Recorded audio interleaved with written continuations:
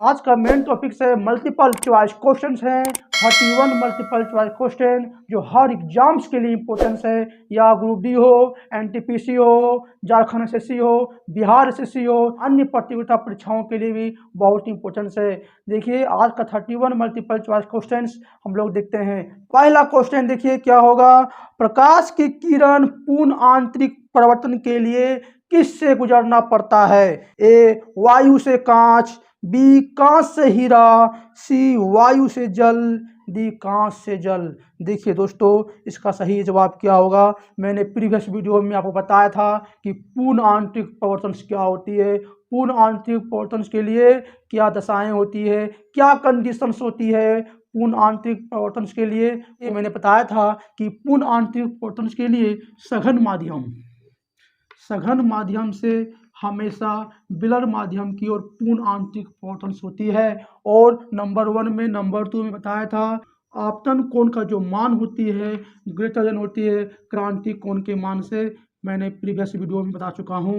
यदि आप नहीं देखे हैं प्रीवियस वीडियो तो एक बार उसे जरूर देख लेना ताकि आपको अच्छा समझ में आ जाए। दोस्तों देखिए मेरा क्वेश्चन ऑप्शंस में क्या दिया हुआ है कि वायु से कांच। देखिए पूर्ण आंतरिक परिवर्तन हमेशा सघन माध्यम से विरल माध्यम की ओर होता है। सबसे पहले आपको पहचानना पड़ेगा कौन सघन माध्यम है और कौन विरल माध्यम है। सघन माध्यम जो है विरल माध्यम से हमेशा ग्रेटर देन होते हैं, हमेशा ग्रेटर देन होते हैं। तो आपको याद रखना पड़ेगा कि अपवर्तनांक जो है किसका सबसे ज़्यादा होगा। देखिए सघन माध्यम क्या है कि इसका अपवर्तनांक सबसे ज़्यादा होता है, इसका जो म्यू होता है सबसे ज़्यादा होना चाहिए, म्यू ज़्यादा होगा और विरल का म्यू जो होता है कम होते हैं। तो म्यू का मतलब होता है अपवर्तनांक होते हैं, म्यू ज़्यादा होना मतलब उसे सघन माध्यम बोलेंगे। तो आपको पता करना पड़ेगा कि ऑप्शंस में दिया हुआ है कि वायु से कांच, कांच से हीरा, वायु से जल, कांच से जल। तो आपको सबसे पहले आपको सघन माध्यम चूज करना पड़ेगा। इसमें कौन सघन माध्यम है? सघन माध्यम कौन होगा? जिसका अपवर्तनांक ज़्यादा हो। देखिए दोस्तों वायु, जल, कांच और हीरा, ठीक है। वायु का जो है अपवर्तनांक सबसे कम होता है, मैंने बताया था 1.0003 होते हैं। जल का 1.33 होता है। इसके बाद कांच होगा, हीरा का सबसे ज़्यादा होता है अपवर्तनांक, ठीक है। तो जिसका ज़्यादा अपवर्तनांक होगा वो सघन माध्यम होंगे, ठीक है। तो ऑप्शन में देखिए सबसे ज़्यादा हीरा का होगा, फिर कांच का, फिर जल का, फिर वायु का। नंबर 1 वायु से कांच। बताइए वायु का अपवर्तनांक ज़्यादा है या कम है? देखिए वायु का अपवर्तनांक सबसे कम होता है, यानी ऑप्शन नंबर ए नहीं होगा। नंबर बी कांच से हीरा, कांच से हीरा। देखिए तो कांच का अपवर्तनांक हीरा के अपवर्तनांक से कितना है? देखिए तो कांच का जो अपवर्तनांक होते हैं बहुत कम होते हैं हीरा से, तो ये भी नहीं होगा दोस्तों। पूर्ण आंतरिक परिवर्तन हमेशा सघन से विरल माध्यम की ओर होता है। ऑप्शन नंबर सी देखिए वायु से जल। वायु क्या है? वायु से जल तो नहीं होगा क्योंकि वायु के जो अपवर्तनांक कम होते हैं जल का ज़्यादा होता है, इसलिए ये क्या है? वायु एक विरल माध्यम है, सघन माध्यम नहीं होगा। हमेशा पूर्ण आंतरिक परिवर्तन सघन माध्यम से विरल माध्यम की ओर होता है, इसलिए ऑप्शन नंबर डी देखिए कांच से जल। कांच से जल हो जाएगा दोस्तों, क्योंकि कांच जो है इसका जो अपवर्तनांक है ज़्यादा है जल के अपेक्षा। और कांच क्या है? कांच को हम लोग सघन माध्यम मान लीजिए और जल को विरल माध्यम मान लीजिए, यानी कांच से जल में क्या होगा? पूर्ण आंतरिक परिवर्तन। यानी दोस्तों उसका जो आंसर होगा ऑप्शन नंबर डी कांच से जल। क्वेश्चन नंबर 2 प्रकाश सीधी रेखा में चलता हुआ प्रतीत होता है, क्यों? देखिए दोस्तों आपका ऑप्शन स्क्रीन में शो कर रहा है। प्रकाश सीधी रेखा में चलता हुआ प्रतीत होता है, ऐसा क्यों होता है? देखिए प्रकाश सीधी रेखा में गमन करता है, मैंने बहुत बार आपको बताया प्रकाश हमेशा सीधा रेखा में गमन करता है। क्यों करता है? क्योंकि प्रकाश का जो है वेवलेंथ जो होता है बहुत कम होते हैं। वेवलेंथ यानी तरंगें कम होने के कारण प्रकाश हमेशा सीधी रेखा में गमन करता है। क्वेश्चन नंबर 3 प्रकाश एक अनुप्रस्थ तरंग है, साबित करती हुई एकमात्र घटना कौन सी है? देखिए ए प्रकाश का परिकरण, बी विसरण, सी ध्रुवीकरण, डी विकिरण। देखिए दोस्तों प्रकाश एक अनुप्रस्थ तरंग होता है। क्या? प्रकाश एक अनुप्रस्थ रंग होते हैं, और इसे याद रखिएगा, प्रकाश एक अनुप्रस्थ रंग होता है। और आंसर होंगे ऑप्शन नंबर सी होंगे, ध्रुवीकरण होंगे। अनुप्रस्थ रंग जो है हमेशा ध्रुवीकरण करता है, यानी प्रकाश क्या है, एक अनुप्रस्थ रंग है, यानी प्रकाश भी ध्रुवीकरण करेगा। नंबर सी इसका सही जवाब होगा। क्वेश्चन नंबर 4, हम लोग सूर्य को वास्तविक सूर्योदय से पहले एवं सूर्यास्त के बाद देखते हैं, क्यों? ऐसा इसलिए होता है क्योंकि ये अपवर्तन कारण होता है, मैंने प्रीवियस वीडियो में बताया था। इसका आंसर होंगे सी। क्वेश्चन नंबर 5, कौन से दर्पण प्रकाश को केंद्रित करने के लिए उपयोग में लाया जाता है? देखिए, कौन सा दर्पण है जो प्रकाश को केंद्रित करता है? देखिए, मैंने बताया था कि प्रकाश आ रही है, क्या कर रहा है, एक पॉइंट में मिल जा रहा है। दोस्तों, प्रकाश जो एक दो पॉइंट में मिल जा रहा है, इसे क्या बोलेंगे, अभिसारी किरण, अभिसारी किरण कहते हैं।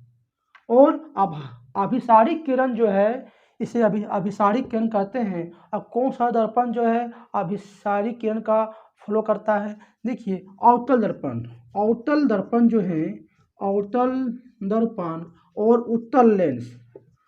उत्तल लेंस दोनों जो है अभिसारी किरण का फ्लो करता है। यानी अवतल दर्पण जो है प्रकाश को एक बिंदु पर केंद्रित कर देता है, और उत्तल लेंस भी प्रकाश को एक बिंदु पर केंद्रित कर देता है। जो आंसर होंगे अवतल दर्पण होंगे, ऑप्शन नंबर सी, क्योंकि अवतल दर्पण क्या करता है, प्रकाश की किरण को केंद्रित कर देते हैं। क्या करते हैं?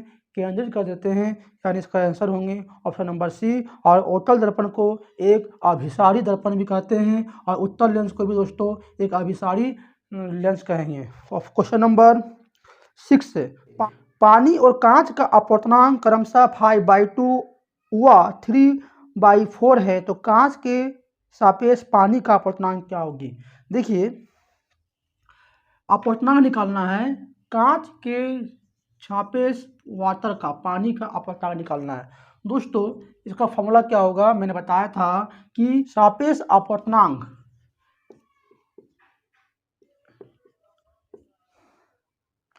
सापेक्ष अपवर्तनांक निकालने बोला जाए दोस्तों, तो क्या करेंगे, म्यू वाटर बटे म्यू ग्लास होंगे। फार्मूला म्यू वाटर का देखिए वैल्यू कितना दिया हुआ है, म्यू वाटर का वैल्यू मतलब पानी का अपवर्तनांक का वैल्यू दिया 5/2, और ग्लास का अपवर्तनांक वैल्यू 3/4। इसे दोस्तों 5/2 को 4/3 इस तरह हम लोग कर सकते हैं, इसको डिवाइड करेंगे, यानी 5×10/3। दोस्तों निकल गया अपवर्तनांक क्या होगा, 10/3 इसका आंसर होंगे, यानी ऑप्शन नंबर क्या है, ए। यानी दोस्तों ऑप्शन नंबर ए इसका आंसर होगा 10/3। क्वेश्चन नंबर 7, अवतल दर्पण में वस्तु का बना प्रतिबिंब छोटा है, तो ऑप्शन क्या होगा? मैंने दोस्तों प्रीवियस वीडियो में बता चुका हूँ। देखिए, यदि प्रतिबिंब अवतल दर्पण में यदि प्रतिबिंब यानी इमेज छोटा बनता है, ठीक है दोस्तों। अवतल दर्पण में मैंने बताया था कि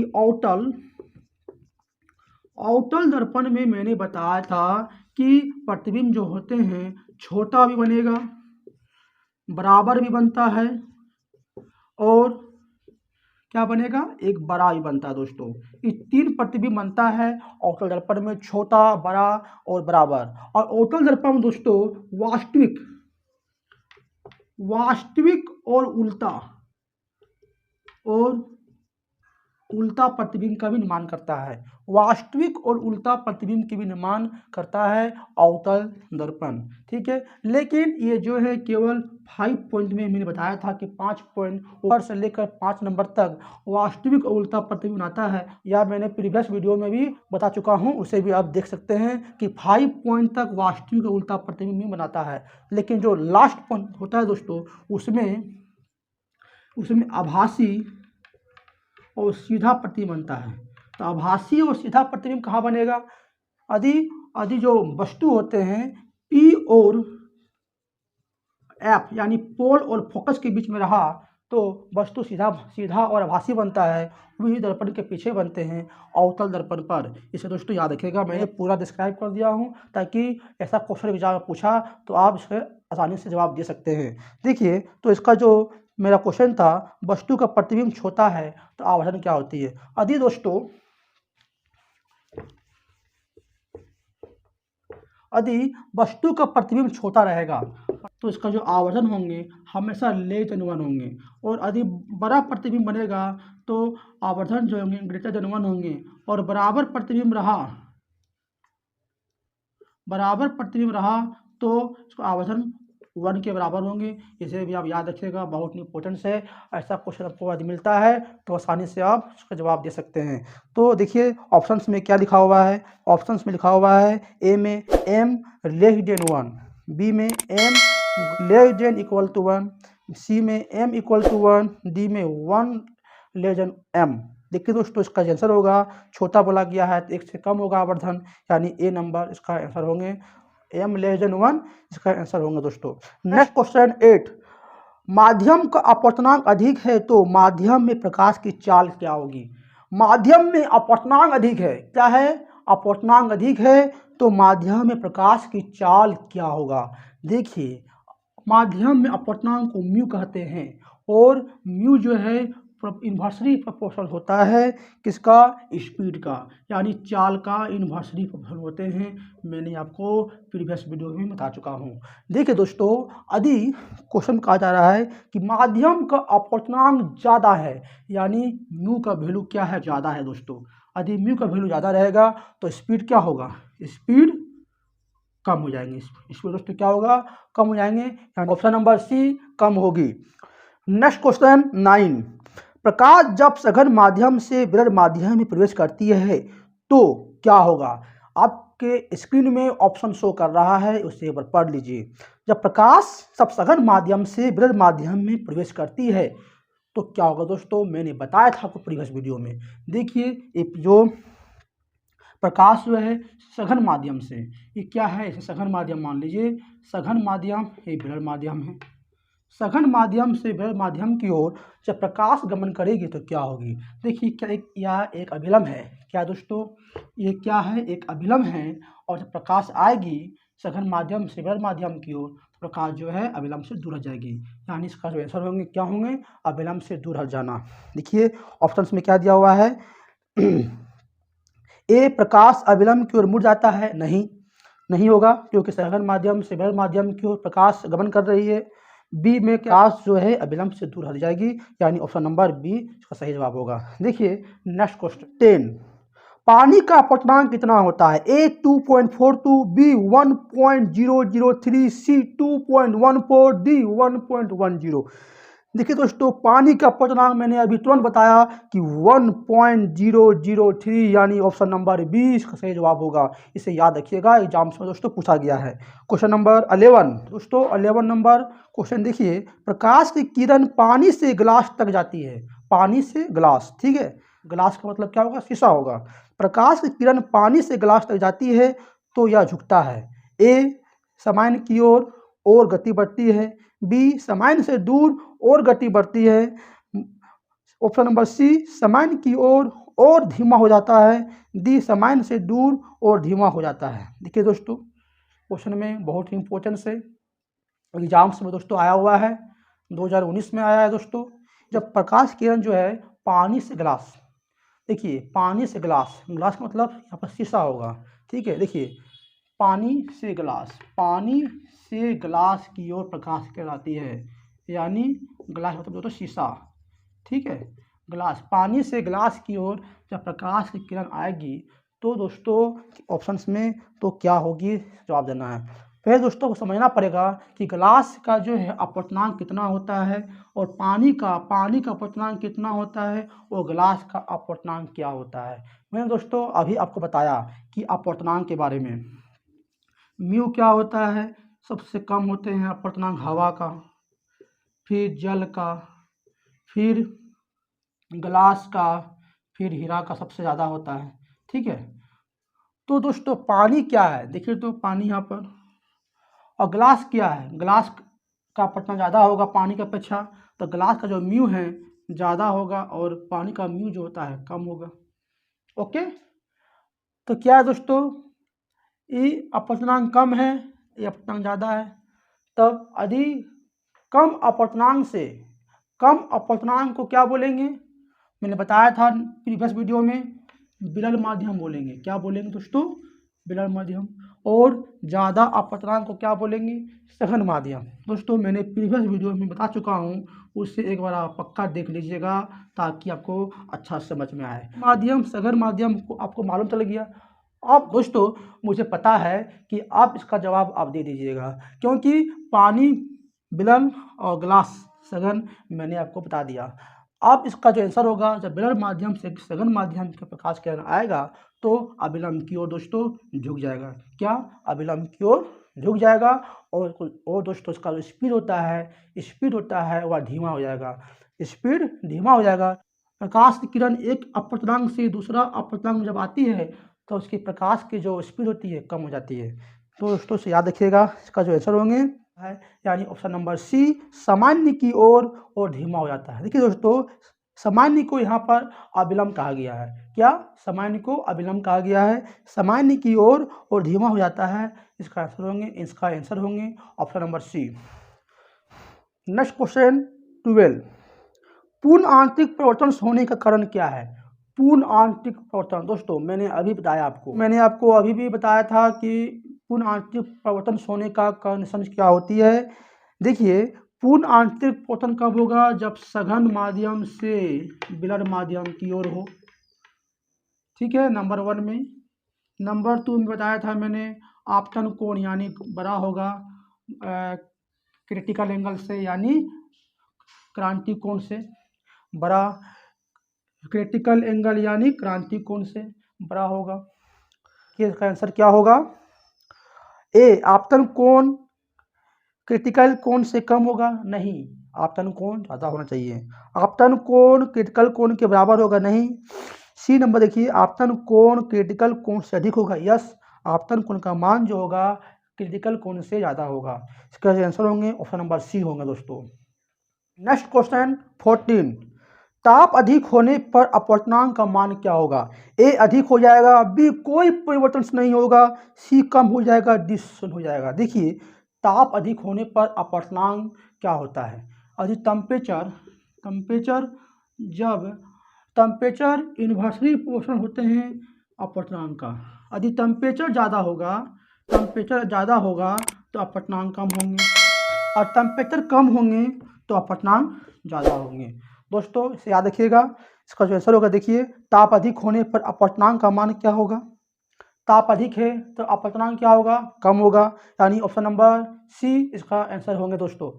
इसके बाद नेक्स्ट दोस्तों क्वेश्चन नंबर 15 देखिए, जब प्रकाश की किरण हवा से किसी पदार्थ के माध्यम में गमन करती है तो पदार्थ के माध्यम का अपवर्तनांक क्या होगा? देखिए, आपके स्क्रीन में ऑप्शन शो कर रहा है।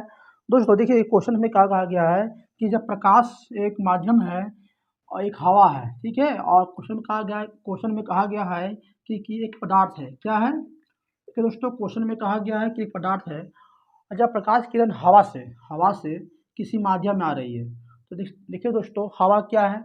हवा का जो अपवर्तनांक सबसे कम होते हैं, और इसका प्रकाश की चाल क्या होगा? ज़्यादा होगा। प्रकाश की जो चाल होते हैं ज़्यादा होते हैं, इसलिए इसका हवा का जो अपवर्तनांक होते हैं क्या होते हैं? कम होते हैं। दोस्तों जब प्रकाश की चाल हवा का अपवर्तनांक सबसे कम होता है यानी इसका अपवर्तनांक ज़्यादा होगा। क्या? हवा का अपवर्तनांक सबसे कम होता है यानी दोस्तों पदार्थ है हवा से, इसका अपवर्तनांक ज़्यादा होगा, यानी इसका अपवर्तनांक क्या होगा? ज़्यादा होगा। इसका अपवर्तनांक दोस्तों ज़्यादा होगा, यानी जो है हवा से प्रकाश किरण आएगी तो यह अभिलंब की ओर झुक जाएगी दोस्तों। यानी दोस्तों इसका जो किसी क्वेश्चन में कहा गया है कि देखिए, क्वेश्चन देखिए फिर से एक बार। क्वेश्चन में कहा गया है जब प्रकाश की किरण हवा से किसी पदार्थ के माध्यम में गमन करती है तो पदार्थ के माध्यम का अपवर्तनांक क्या होगा? तो इस पदार्थ का आपको अपवर्तनांक निकालना है। इस पदार्थ का अपवर्तनांक क्या होगा दोस्तों? फाइंड करना है। देखिए, आप दोस्तों अंदाज लगाइए, जब हवा से पदार्थ में जब आ रही है प्रकाश की किरण तो क्या हवा क्या है? इसका अपवर्तनांक सबसे कम। अपवर्तनांक कम होने के कारण क्या होगा? अभिलंब की ओर झुकेगा। इसका जब अपवर्तनांक सबसे कम है दोस्तों तो पदार्थ का अपवर्तनांक तो ज़्यादा हो जाएगा ना।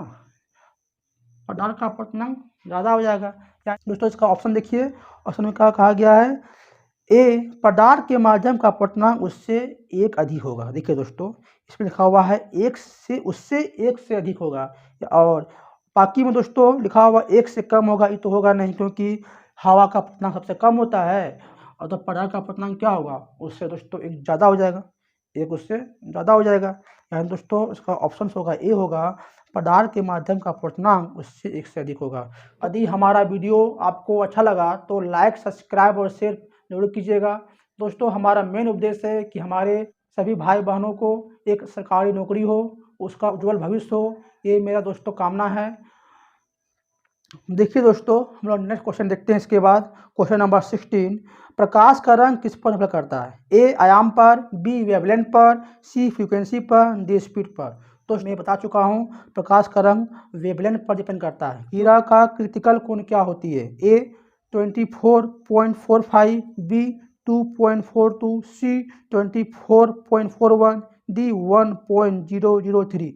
देखिए दोस्तों जो हीरा का जो क्रिटिकल एंगल होते हैं यानी क्रांति कोण होते हैं 24.41 होता है। ऑप्शन नंबर सी, इसे आप याद रखिए। क्वेश्चन नंबर 18 देखिए, मृग मरीचिका में कैसा बीज बनता है। दोस्तों मैंने आपको पहले ही बता चुका हूँ, हमारा वीडियो यदि नहीं देखे हैं प्रीवियस वीडियो तो उससे एक बार आप जरूर देख लेना, ठीक है, तब आपको समझ में आएगा अच्छा से।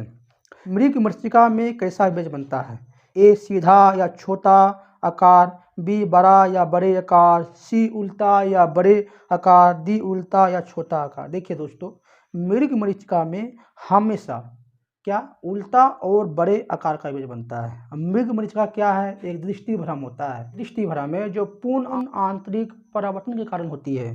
इसका जो आंसर होंगे सी होंगे, इसे याद रखिएगा। 19, परावर्तन दूरबीन में किस दर्पण का प्रयोग करते हैं, ए उत्तल दर्पण, बी अवतल दर्पण, सी अवतल लेंस, डी समतल दर्पण। देखिए दोस्तों परावर्तक दूरबीन में हम लोग अवतल दर्पण का प्रयोग करते हैं, इसे याद रखिएगा। इसका आंसर होगा B number. Question number 20, critical angle का मान कितना होता है, क्रांति कोण का मान कितना होता है। दोस्तों मैंने बताया था क्रांति कोण क्या होती है, इसे दोस्तों मैंने आपको प्रीवियस वीडियो में क्रांति कोण के बारे में दोस्तों बता चुका हूँ, क्रांति कोण क्या होती है एक बार फिर से मैं डिस्क्राइब कर देता हूँ। देखिए दोस्तों ये क्या है, क्रांति कोण जो है हमेशा सघन माध्यम से विरल माध्यम की ओर होती है। दोस्तों इसे याद रखिएगा, सघन माध्यम से विरल माध्यम की ओर होती है। जब प्रकाश की किरण आएगी दोस्तों सघन माध्यम से विरल माध्यम की ओर, तब अभिलंब क्या होगा, इसे दूर हट जाएगा। अभिलंब दोस्तों दूर हटेगा, क्या होगा, दूर हटेगा। इसे क्या बोलेंगे, आपतन कोण बोलेंगे। इसे क्या बोलेंगे, अपवर्तन कोण बोलेंगे। क्या बोलेंगे, अपवर्तन कोण बोलेंगे। यदि आपतन कोण को इतना झुका दिया जाए या बढ़ा दिया जाए कि जो अपवर्तन कोण होते हैं वे 90 डिग्री का एंगल बना दे। देखिए इसको इतना झुका दिया जाए किरण जो है 90 डिग्री का बन जाए, इसे क्या बोलेंगे, आपतन कोण। इसी 90 डिग्री क्या दोस्तों, अपवर्तन कोण है। क्या है, और ये क्या है, आपतन कोण। आपतन कोण है। इस 90 डिग्री जो है आपतन कोण है, इस विशेष कोण को आपतन कोण का एक क्रांति कोण कहा जाता है। क्या बोलेंगे इसे, क्रांति कोण कहते हैं। मैंने प्रीवियस वीडियो में बता चुका हूँ इसका प्रयोग 90 डिग्री होता है। देखिए दोस्तों इसे आप एक बार प्रीवियस वीडियो देख लीजिए, क्रांतिक और पूर्ण आंतरिक परावर्तन के बारे में आपको एक अच्छा से नॉलेज मिल जाएगा। एग्जाम के लिए दोस्तों बहुत काफ़ी इंपॉर्टेंस है। तो क्वेश्चन नंबर 21, श्वेत प्रकाश के निम्न में से किस रंग की वेवलेंथ सबसे उत्तम होती है, ए बैगनी, बी इंडिको यानी दोस्तों इंडिको को बोलेंगे जामुनी बोलेंगे, सी नारंगी, डी लाल। दोस्तों मैंने बताया था कि प्रिज्म से क्या है, प्रिज्म में प्रकाश किरण जब आएगी तो क्या 7 भागों में बढ़ जाएगा, 7 भागों में दोस्तों बढ़ जाएगा। 7 भागों में क्या है, 7 भागों में बढ़ जाएगा, ठीक है। इसे बोलेंगे विग्योर, VIGYOR। देखिए विग्योर मतलब क्या होता है, भी का मतलब होगा दोस्तों बेगनी बोलते हैं, भी को क्या बोलेंगे, बेगनी यानी भी को वायलेट बोलेंगे, आई को इंडिगो बोलेंगे यानी जामुनी बोलेंगे, बी को ब्लू बोलेंगे नीला कहा जाता है, और ग्रीन को हरा बोलेंगे, येलो को पीला, ओ के नारंगी, और आर को क्या बोलेंगे, लाल बोलेंगे। देखिए लाल का जो तरंगते सबसे ज़्यादा होता है, लाल का तरंगते ज़्यादा होगा और बैंगनी का तरंगते सबसे कम होगा। ये फिगर में दोस्तों आप देख सकते हैं, ये क्या है, प्रिज्म से इसे कहते हैं वन विक्षेपण। ये क्या है, वन विक्षेपण होता है। वन विक्षेपण क्या है, प्रकाश की किरण जब आती है प्रिज्म में तो अपवर्तन के बाद रंगों में डिवाइड हो जाता है, रंगों में दोस्तों भिन्न भिन्न रंगों में बढ़ जाता है, इसे वन विक्षेपण कहते हैं। इसमें 7 रंग होते हैं। क्या होते हैं, 7 रंग होते हैं। इसे दोस्तों याद रखिएगा। आप प्रीवियस वीडियो देख लीजिए ताकि आपको अच्छा से ज्ञान हो सके। इसका जो आंसर होगा दोस्तों डी नंबर, लाल होगा। लाल का जो वेवलेंथ होते हैं, वेवलेंथ को क्या बोलेंगे, लेंडा बोलेंगे। और लाल रंग का जो लेंडा होता है, लेंडा यानी वेवलेंथ ज़्यादा होती है, यानी उत्तम होती है दोस्तों, यानी इसका आंसर होंगे लाल। क्वेश्चन नंबर 22, अपसारी दर्पण किसे कहते हैं? ए समतल दर्पण, बी अवतल दर्पण, सी उत्तल दर्पण, डी उत्तल लेंस। देखिए अपसारी, अपसारी दोस्तों, अपसारी दर्पण जानने से पहले अपसारी किरण के बारे में जान लेते हैं। देखिए अपसारी किरण क्या होती है कि एक पॉइंट से किरण को क्या करेगा, फैला देगा। किरण एक पॉइंट से किरण यदि फैलता है इसे बोलेंगे अपसारी किरण बोलेंगे। और अपसारी दर्पण क्या होता है, उत्तल दर्पण होते हैं। क्या होते हैं, उत्तल दर्पण। उत्तल दर्पण क्या करता है दोस्तों, किरण को फैला देते हैं, ठीक है, इसलिए इसे उत्तल दर्पण को अपसारी दर्पण कहते हैं। आंसर होगा उत्तल दर्पण, ऑप्शन नंबर सी होगा। दोस्तों इसके बाद नेक्स्ट क्वेश्चन देखिए, क्वेश्चन नंबर 23, अभिसारी दर्पण किसे कहते हैं? उत्तल दर्पण, बी अवतल दर्पण, सी उत्तल लेंस, डी बी और सी। देखिए दोस्तों अभिसारी दर्पण क्या है, अभिसारी दर्पण क्या होता है। देखिए अभिसारी दर्पण जानने से पहले अभिसारी किरण के बारे में जान लेते हैं। अभिसारी किरण के बारे में भी जान लेंगे, ठीक है। अभिसारी किरण क्या होता है कि किरण आ रहा है और एक पॉइंट में आकर मिल जा रहा है, एक पॉइंट में आकर किरण मिल जा रहा है, इसे बोलेंगे अभिसारी किरण। और अभिसारी किरण में कौन सा दर्पण फ्लो करता है, अभिसारी किरण दोस्तों फ्लो करेगा अवतल दर्पण। क्या, अवतल दर्पण फ्लो करता है, इसे याद रखिएगा। क्यों कि अवतल दर्पण में प्रकाश की किरण को एक बिंदु पर केंद्रित कर देते हैं, इसलिए अवतल दर्पण का प्रयोग सोलर कुकर में करते हैं। सोलर कुकर में करते हैं, प्रकाश की किरण को केंद्रित कर देते हैं, इसलिए अवतल दर्पण का प्रयोग सोलर कुकर में किया जाता है। ओके, इसका जो आंसर होगा दोस्तों क्या होगा, ऑप्शन नंबर बी होंगे, अवतल दर्पण होता है इसका आंसर, ठीक है। इसे याद रखिएगा, बहुत इंपॉर्टेंट है दोस्तों, इसे याद रखिएगा, है ना।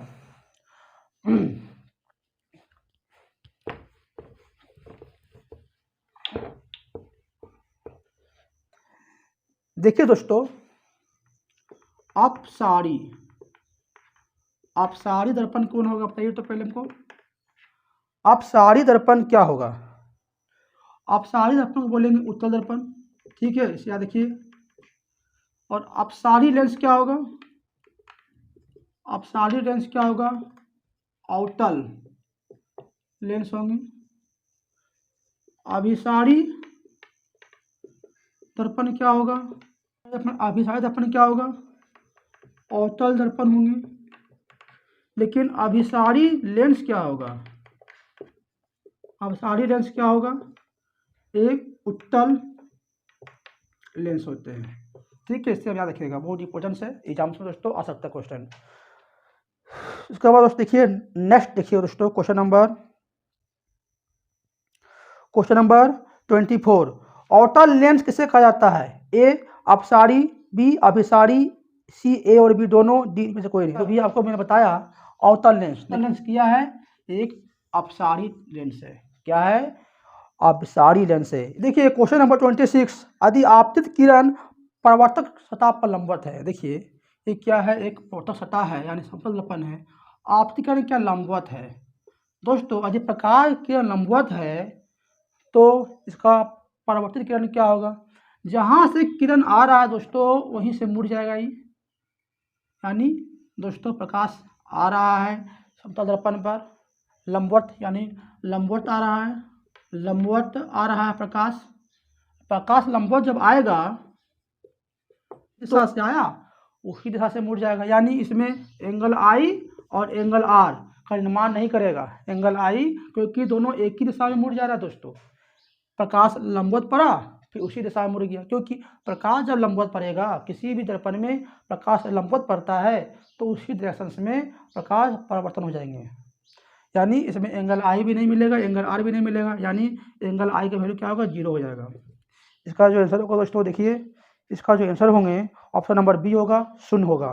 क्वेश्चन नंबर 27, वास्तविक प्रतिबिंब में प्रतिबिंब कैसा होता है? वास्तविक प्रतिबिंब, वह देखिए दोस्तों मैंने बताया था, वास्तविक प्रतिबिंब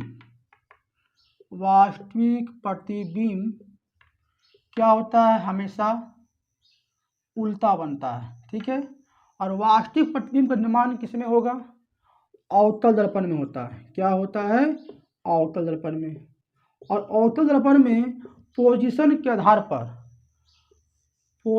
पर छोटा भी इमेज बनेगा, बराबर भी इमेज बनता है और बड़ा भी इमेज बनता है, ठीक है। तो वास्तविक प्रतिबिंब कैसा इमेज बनाएगा दोस्तों, छोटा बनाएगा, बराबर बनाएगा और बड़ा बनाएगा, यानी इसका आंसर होगा दोस्तों ऑप्शन नंबर ए होगा, छोटा, बड़ा और बराबर। क्वेश्चन नंबर 28, वास्तविक प्रतिबिंब बनाता है। देखिए वास्तविक प्रतिबिंब कौन बनाएगा, ए समतल दर्पण, बी अवतल दर्पण, सी उत्तल लेंस, बी और सी दोनों। देखिए दोस्तों वास्तविक प्रतिबिंब बनता है, वास्तविक प्रतिबिंब को बोलते हैं लेयर इमेज बोलेंगे, यानी जिसे पर्दे पर उतारा जा सके, जिसे पर्दे पर प्राप्त किया जा सके, उसे वास्तविक प्रतिबिंब कहते हैं। वास्तविक प्रतिबिंब में हमेशा उल्टा प्रतिबिंब का निर्माण होता है, ठीक है। और वास्तविक प्रतिबिंब जो है ऑप्शन नंबर देखिए, वास्तविक प्रतिबिंब मैंने बताया यहाँ पर, वास्तविक प्रतिबिंब जो है अवतल दर्पण, वास्तविक प्रतिबिंब अवतल दर्पण निर्माण करता है। लेकिन दोस्तों इसमें एक उत्तल लेंस भी है, क्या है, एक उत्तल लेंस है। तो याद रखिएगा वास्तविक प्रतिबिंब जो है उत्तल लेंस और अवतल दर्पण दोनों निर्माण करता है। वास्तविक प्रतिबिंब उत्तल लेंस और अवतल दर्पण दोनों निर्माण करेगा, इससे याद रखिएगा। इसका जो आंसर होगा बी और सी दोनों होंगे 28 का। तो हमारे चैनल को लाइक, सब्सक्राइब, शेयर जरूर कीजिएगा। देखिए नेक्स्ट क्वेश्चन देखिए 29, समतल दर्पण की फोकस दूरी क्या होती है? समतल दर्पण की फोकस दूरी क्या होगी, ए बहुत ज़्यादा, बी कम, सी शून्य, डी अनंत। देखिए दोस्तों समतल दर्पण की जो फोकस दूरी होती है अनंत होती है। क्या होती है, अनंत होती है। देखिए